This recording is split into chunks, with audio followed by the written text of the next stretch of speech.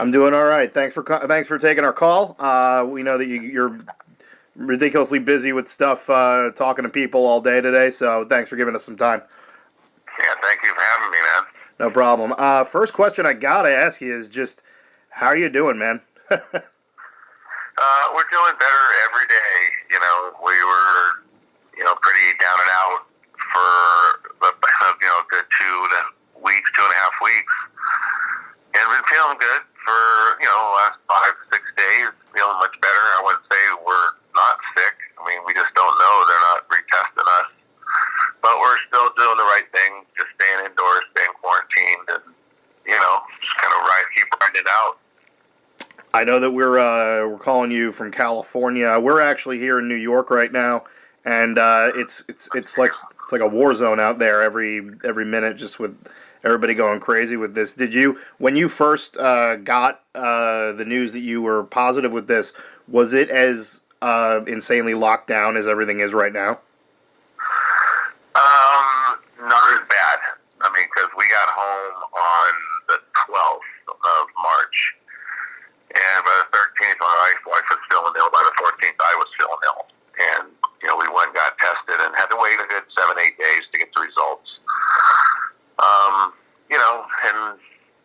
They don't give you any medication. They just give you your results and just stay quarantined. And if you have respiratory issues, then give us a call back or call 911.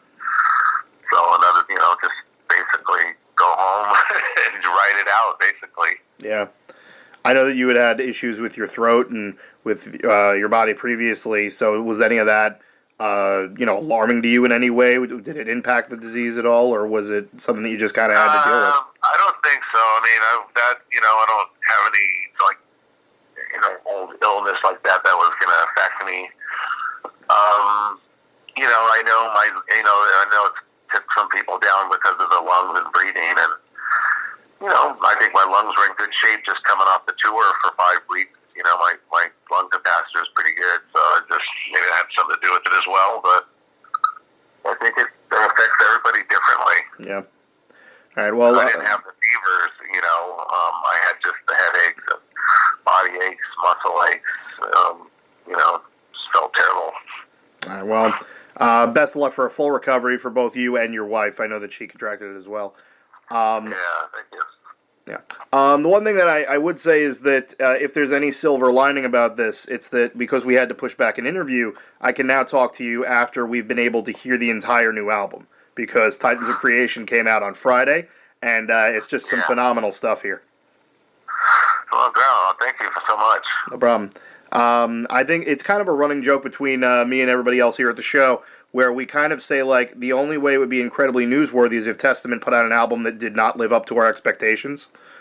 But the whole idea behind this is that, like, every track that I've listened to has been really good. I wanted to know, like, basically from album to album, what was the process going into this, especially having just released the last one a couple years ago? Well, this one, I think when we finished Brotherhood of the Snake, we wanted to get in and record a lot sooner, after about 2 years. But we had the Slayer tour, farewell tour offered to us, and of course we had to do that. But I think after we finished the farewell tour, I think it kind of put us in a new mindset, going into the writing process of this record. Brotherhood of the Snake took us a 2-year process. It was pretty going through hell to get it finished. This one wasn't so painful. I think, we were just focused, prepared, and went in. And, we knew starting that we wanted to write a thrashier record.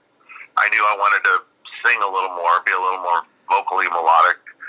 And that's kind of where we started on this record. And the first song we wrote was Children of the Next Level, which to me could have been like right off Brotherhood of the Snake, just the song topic, just the song itself. But as the songs were getting delivered to me from Eric, it just really took its own direction, a different direction, because the songs really had their own identities, and some of the stuff Eric gave me just really had a different flavor and feel to them, Yeah. Well, this is clearly not your first go-around. This is the latest in a career that spanned over 30 years with this band. And there's one thing I always like asking with people who have been in established acts like yourself. When you're making an album for today's audience, do you feel like you have to stick closer to what got you to the dance in the first place, the stuff that you started off with, or do you feel like evolving with the times is more important? Well, we stuck to who we are. I mean, I wouldn't say we stuck to like an era, like back when we started, but you know, especially for a band like us that's been going over 30 years now. I mean, I hear a lot of stuff out there on the radio, and I listen and go, wow, that's so heavy and so cool and so good, but it's not like we can shift gears and try to be like somebody else or something that we like or something new. It's kind of, we always got to still be Testament. And I think Eric's always done a good job of keeping the music changing and just evolving, but still staying metal and still staying Testament. You know, I think if you heard Testament before, then you heard some of our music, you would identify the band pretty quick. Yeah, it's clearly got the sounds that we come to expect with the band, but there are some slight changes to everything that really kind of stick out, mostly in the vocal duties, because there's been some instances in this album where you can hear that there's differences in the vocals that haven't really shown up in previous albums, especially in stuff like Night of the Witch. Yeah, well, there's some different things going on, especially like Night of the Witch. That's where we actually feature Eric singing a lead vocal part in there. And, you know, it is the first time we've had him do a lead vocal part. And he did a good job on it live. We just finished doing that song all the way across Europe, and he killed it every night.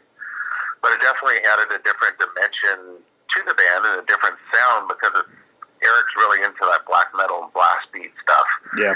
And this was really kind of had a little flavor of what he likes, and then it kind of was right back when I come in with my voice. It's totally back to the Testament. It definitely had more of a Dragon Lord feel than I was expecting.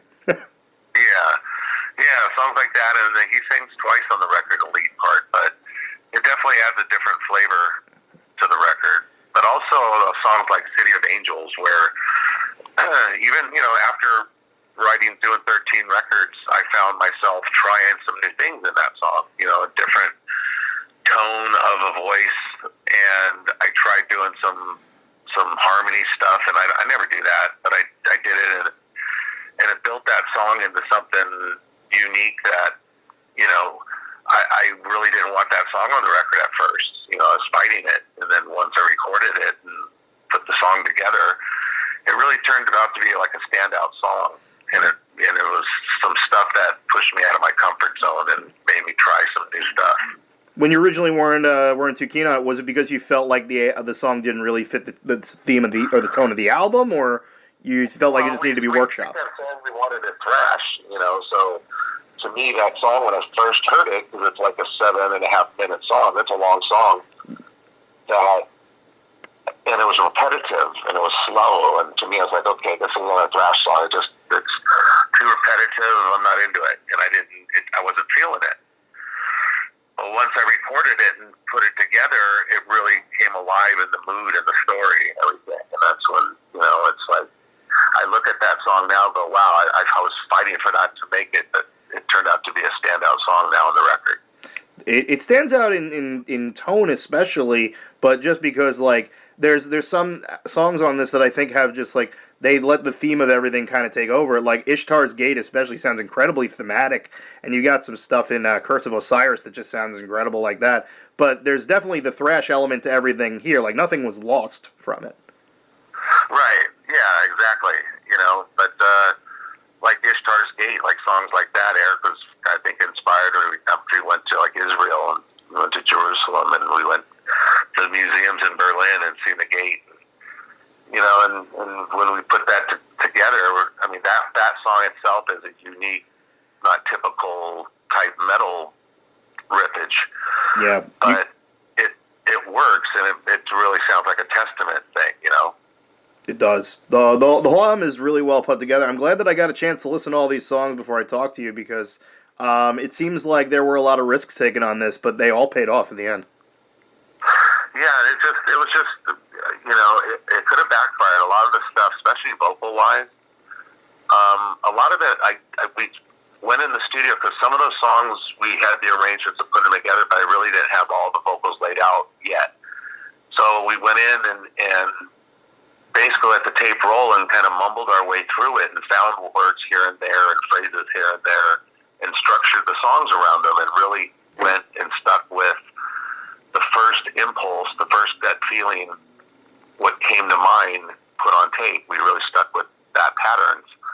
And songs like Dream Deceiver, that word came out, we built that song. And The Healers, that song got built up that way.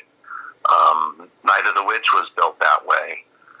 You know, so there were songs we kind of just let it roll and felt our way through, and it was the first impulse we felt. And I think it just made for a better record because we got to create it on the spot, but we really didn't get to, like, overthink it, you know? Yeah. Just kind of let it happen. Now, obviously, you had tested out a bunch of these songs live, and you had played a bunch of them on the European tour. Unfortunately, had to cancel the North American tour that was coming up. Is there any updates on whether or not that tour is going to be, you know, making rounds again in the same spots, or if it's just going to be completely redone? Like, well, because we were already working on a second tour in America in September, so that's going to be a different package. This package might go into 2021 and reschedule. But, you know, we're kind of just in a holding pattern because that tour is canceled, postponed, and whatever you want to call it. But the summer is also starting to get affected. Like Europe is announcing some festivals that have canceled. Yeah. So we're kind of just waiting to see what happens there because, of course, we have, you know, festivals starting in July through August. Yeah. So we'll see what happens there.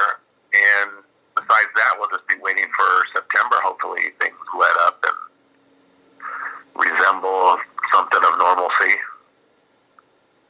All right. Well, before I let you go, just wanted to reiterate that Titans of Creation is out right now. You can check it out on streaming. You can buy a copy for yourself. The one ththing that I would just want to ask you what do you think is the one thing you want people to take away from this new album? Well, I mean, I think it's definitely some of our best work. You know, I think we've really put together a culmination of everything we've kind of done up to this point. But I think this record, it's something different. The songs are unique. It has a different feeling. But I think the mix is probably our best mix of records. You know, Andy did a great job on this record. So it's enjoyable to listen to. All right, great. Titans of Creation out right now. Testament, Chuck Billy, thank you so much for calling in. We really appreciate it. Thanks for having me.